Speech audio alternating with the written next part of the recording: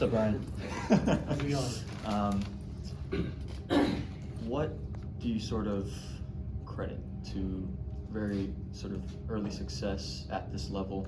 And can you walk us through sort of what it was like, making the jump from the JUCO level to now?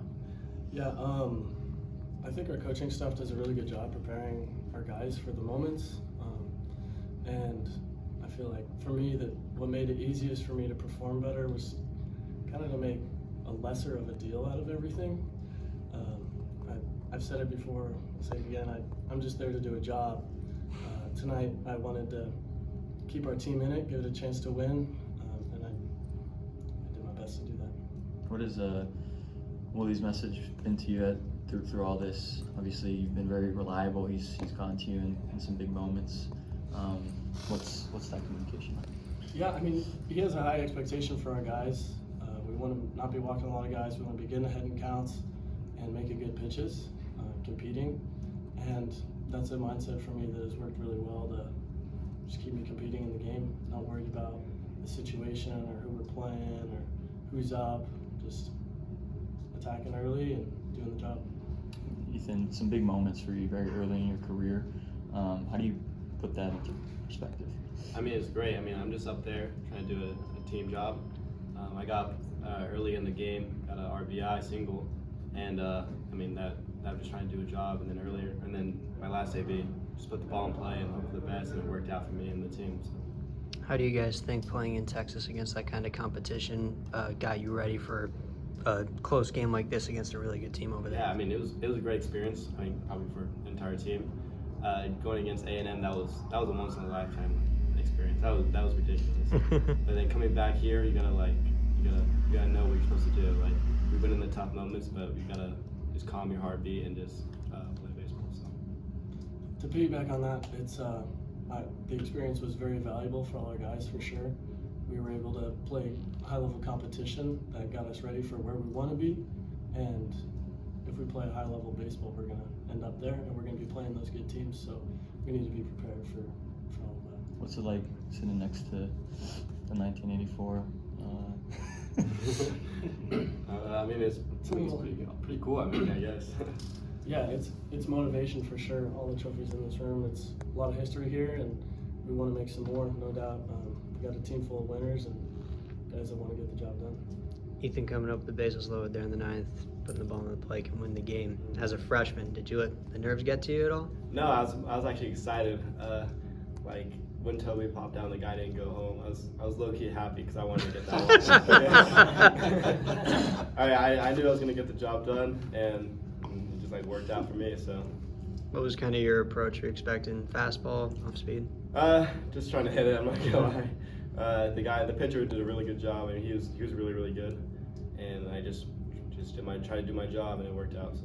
Seems like a lot of patience at the plate, especially recently from you guys. And tonight, in the ninth inning, where Nick's coming up looking and he walks. There were 2 walks in the ninth inning. Has there been any kind of discussion about, being a little bit more patient? I know there was a lot of talk early in the season about being aggressive at the plate. Is there being talk about, when you see pitchers like what we had in the second inning, where it's kind of, they're not throwing a lot of strikes? Has there been a lot of talk about patience? Yeah, I mean, I think it's more of a talk of just doing your job. I mean, them getting on base created the walk-up situation, so praise to them. I mean, I couldn't have done it without the efforts of all of them. So I think it's just doing your job and just pass the baton along. Ethan, how would you describe just kind of seeing everyone just run out of the dugout with emotion and just knowing that you caused that reaction? Yeah, I mean, that was awesome. I don't really know what happened. That kind of bombarded me, but it was super, super cool, and hoping to get to do it again soon. So. Have you ever had a walk-off in your career before? Yeah, I've had a couple, but nothing like that. It's a way different experience than from high school to college. So. Ryan, is there anything technical that you felt you made improvements in the off season upon arriving at ASU, and to who would you sort of credit to those improvements, if so?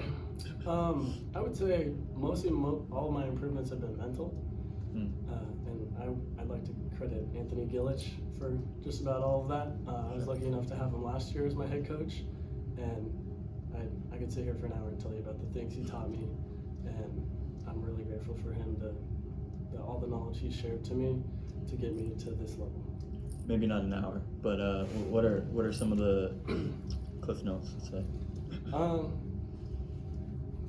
Let's see. Well, just about winning. He treats every game like Game 7. I mean, tonight, preseason game, inter-squad scrimmage, every game's Game 7 because you want to play the best you can and you want to get the most out of yourself. And then another one that's been huge is signing your name off on everything you do, and that's on the field, off the field. And I've really seen a big translation between the two. It's like making my bed. If I do 95% of my bed, you know, I could miss out on something here or there. But when I give it 100% and like say I wrote my name off on that, I can proudly say I did that to the best of my ability. And making your bed is just the first example, but it could be facing a batter, it could be warming up, it could be stretching, cheering your teammates on. Everything I do, I want to put my name on it and be proud of what I've done. Do you have, I'm just curious, it seems there might be a list of some of these things that you two have talked about, maybe. Yeah. Do you have that written down somewhere? No, actually, it's pretty solidly engraved in my brain. Okay. Yeah, it's everything he said to me has made a big impact on my life, so it's in there pretty good. How long have, obviously played for him, but how long have you known Coach Schiefer? Just the full last year, since August of 23. Thanks, guys. Thank you.